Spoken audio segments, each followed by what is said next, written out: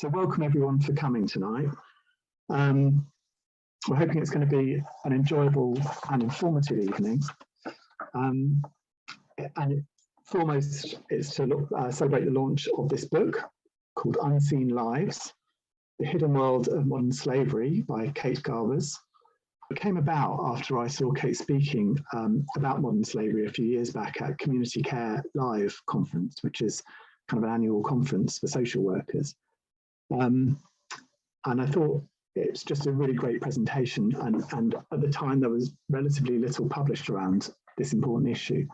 But what excited me most after having had the initial conversation with Kate was the fact that I think what really motivated her was to write about the subject, but also to, I guess, write a book that could be understood by everybody.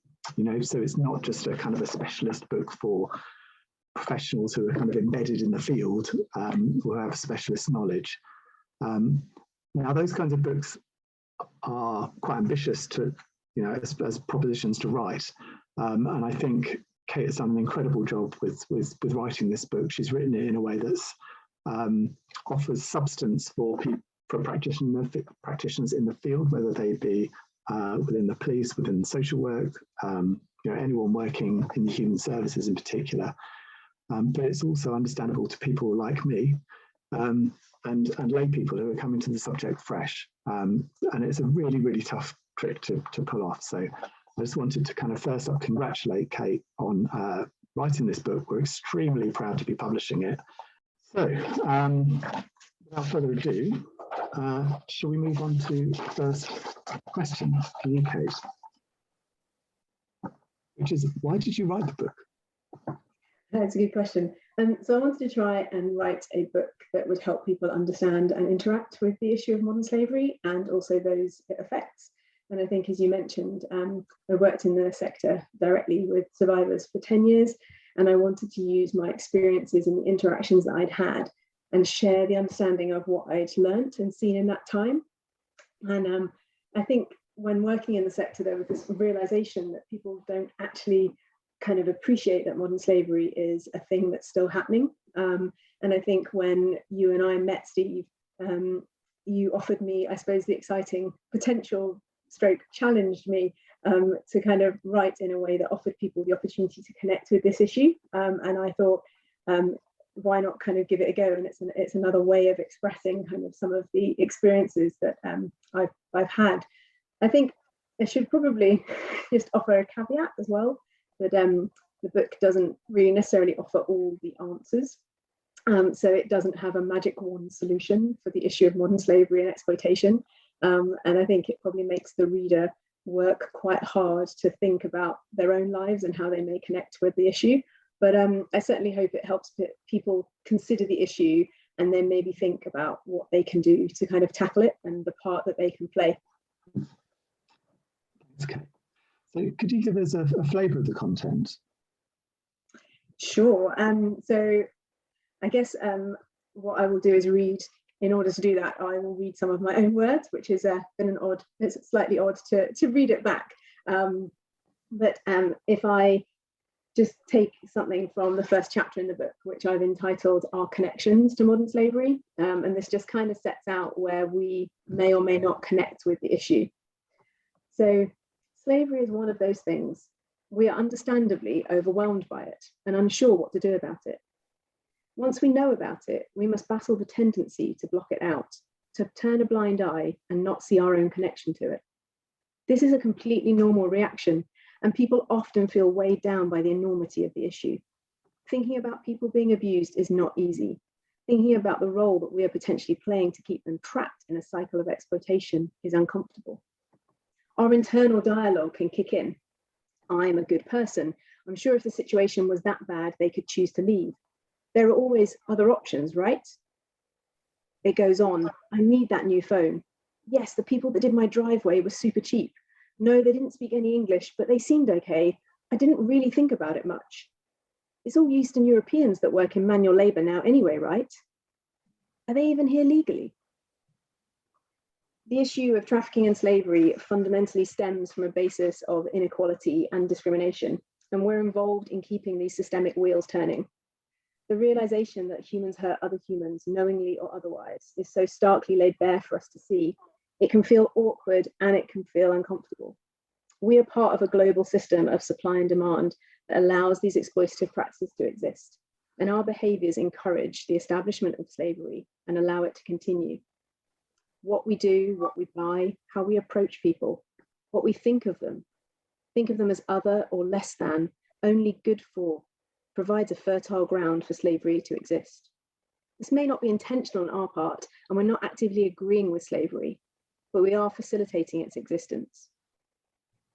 If we do not know about an issue, we don't have the choice or the capacity to connect with it, think it through, or where needed, change our approach. We can't consider our actions or make decisions about how we want to proceed or challenge not only ourselves, but others and the systems that support it. And I think from there, the kind of book is intended to then help readers interact with the issue and the systems that govern it by going from the lens through people's stories. And these are stories of people that I have interacted with. And also towards the end of the book, survivors also tell some of their own stories in their own words. And the other chapters in the book speak about the reality of modern slavery in the UK today. And they speak about the types of slavery that are found in the UK. There's a section on the definitions and the difference between human trafficking and modern slavery, the legal parameters that relate to this. And then there's also a big section on the support systems that are in place for survivors and those that are identified, and what happens when those systems disconnect and what happens to people when those systems don't work. I think the book also towards the end asks the reader to consider their own involvement in modern slavery, the role that they may play as individuals, as members of society, and in their professional roles, and what they could potentially do to dismantle the systems that allow exploitation to continue. Thanks, Kate. And I mean, we've kind of touched on this already a little bit, but the readership for the book, I mean, who do you think really needs to read this book? I mean, surely at this juncture, it's right that I say everybody. Yeah, I mean, that should be the standard answer. I think everyone needs to read it. But I think people with no knowledge of modern slavery and human trafficking, those who've got some knowledge, those who want to learn more. I tried to write it to be for general readership, but as well as you said earlier, for professionals who may come across victims. And again, within the book, there are several stories of professionals that I've observed or worked with who have dealt with survivors incredibly well, and some who actually need to potentially reflect on their practice and do that better in the future. So I'm hoping the book gives that chance for people to reflect on their own practice, and the professions, I guess, that I would say it's most relevant to would be social care, third sector and NGO organisations, health staff, law enforcement, policing, would be some of those examples of people that I think may benefit from their practice improving and reading the book. Thanks, Kate. So without wanting to kind of dredge over painful memories during the writing process, because writing a book is never painful, what was the biggest challenge for you in writing the book? So I was thinking about this when you asked me this question in preparation, and actually I think I've got 5 or 6 biggest challenges. So I'm just gonna put them all out there. For anyone who knows me, I speak at 1,000,000 miles an hour, and I've always got 100 million ideas.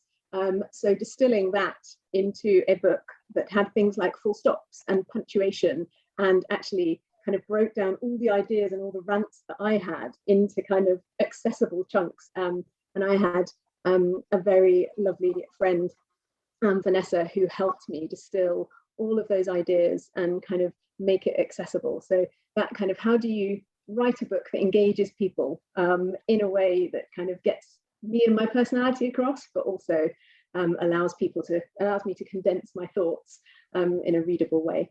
That was one, I think, hard thing.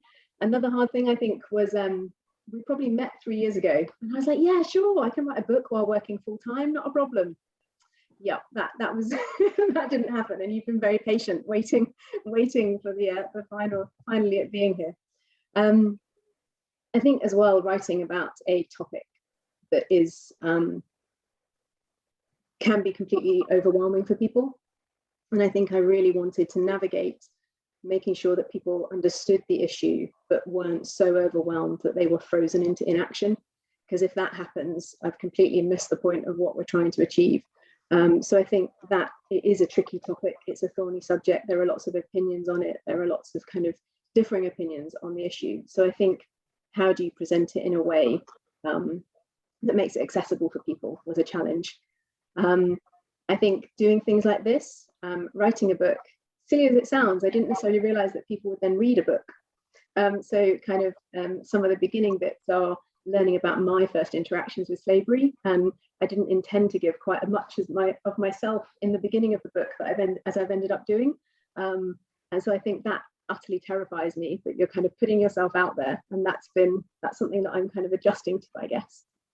And then I think probably the final one, and I might actually just return to the book for a kind of another story, if that's all right, but I think it was really, really important to me to do justice to the people that I've met along the way, and their stories. And I'm really clear in the beginning of the book that the interactions I share are from my perspective, and they're my recollections of interactions.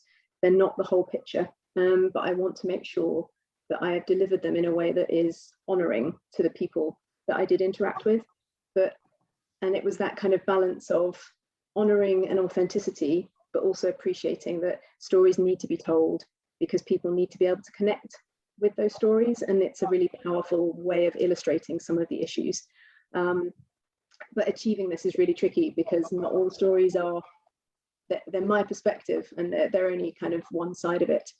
So I think one of the stories that I'd like to share with you, actually, I found really, really hard to write. This was probably the hardest writing one. And I found it hard because it illustrates that not everybody has a happy ending.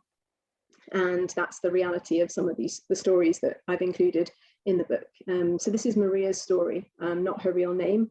I found it really hard to write because it reminded me of when things don't work, things really don't work. So Maria is a Romanian national. She was trafficked for sexual exploitation. So pre-Brexit, she was a European national, which meant she was eligible to stay and live in the UK if she could support herself. So I pick up her story at the point that she is preparing to leave a safe house that she has been accommodated in. Maria was clear that upon leaving the safe house, returning to Romania was not an option for her.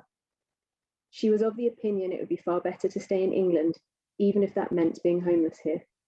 For her, this was safer than going home. This was something that came up for a couple of survivors during my time at Unseen. People actively not wanting to return home. Some believed there was nothing there for them. Some were afraid of the ramifications from exploiters or from their own communities and families if they were to return. And some had been gone for so long, they had no family left to return to. Others wanted to stay simply because it's what they wanted to do. With no family, friends, or connections in Romania and her support coming to an end, options were limited for Maria. She had felt safe at the women's safe house. It was where she was beginning to work out who she was and what she needed. She had people there with her 24/7, people who cared and were helping her find her voice. She received the decision that she was a victim of trafficking. This triggered an arbitrary move-on process that she was not ready for and was unable to navigate alone. Maria had to move on, but to what? On the day Maria's support ended, there was no accommodation lined up for her, and I drove her to the homeless shelter. We had managed to get her a bed in a women-only section for that night. The shelter team had offered to look out for Maria and support her during her time with them. I tried to explain to her that tomorrow she would need to come and queue up again to get a bed. It was painful to leave Maria at the shelter, a chaotic environment. Yes, it was a roof over her head, but she was back into survival mode. Maria came back to the safe house the following night. Staff didn't let her in, and she ended up seeking shelter in the porch. It was my call not to let her in. It wasn't possible for us to let people come back. What would that show to all the other people that were due to move on soon? What would it say to the staff about boundaries of care and support we've put in place to protect the survivors and the team? How would we stop it happening again and again and again? Maria was housed eventually by the local authority in supported housing. It would have been great if this had been straight from the safe house, if the systems of support had aligned and focused on her needs. In Maria's case, it would have avoided a period of homelessness, a time when she would have been at risk and vulnerable. Her case is not a one-off. It's an example of how the centralised government support systems and the localised support systems don't always work together. The system fundamentally let Maria down, and then I compounded it. I was worried about agreeing to let her stay at the safe house, worried about the impact of this on the team, on other survivors, and on Maria. Her arriving at the safe house each night and asking to come back in was not a viable option for her or for us. But on that one occasion, should I have done something different? Could I have connected with her in that moment as another human, as a person who needed assistance and had come to the only place that she knew that might help? Rather than looking at the knock-on effects, the bigger picture, should we have allowed her in for that one night? Would it have helped? It was one of the trickiest cases I have ever been involved in. And to this day, it serves as a reminder to me that the systems failed, we failed, and I failed. Thanks, Kate. It's a really moving section of the book. And I know that as an editor, I work on a lot of books every year. And there's only a select few that really do hit home and engage with you, in this way. They make such a strong connection. And I think in particular, the section you've just read out really drives at home some of the strengths of the book, that it talks about humanity, and it articulates the humanity of the situations, as well as, there's also a very forensic takedown of the current system and what's wrong with policy and everything else. But really at the heart of it, it's those stories. And I think you talked about feeling, fearful of putting yourself in the book earlier on, which I totally get, and is right and proper. But I think in doing that, in taking that risk, it just makes it all the more powerful, because it's acknowledging the humanity on both sides. There's survivors of modern slavery and us and our own experiences, and how they relate too. So I guess I just want to say thank you for sharing that.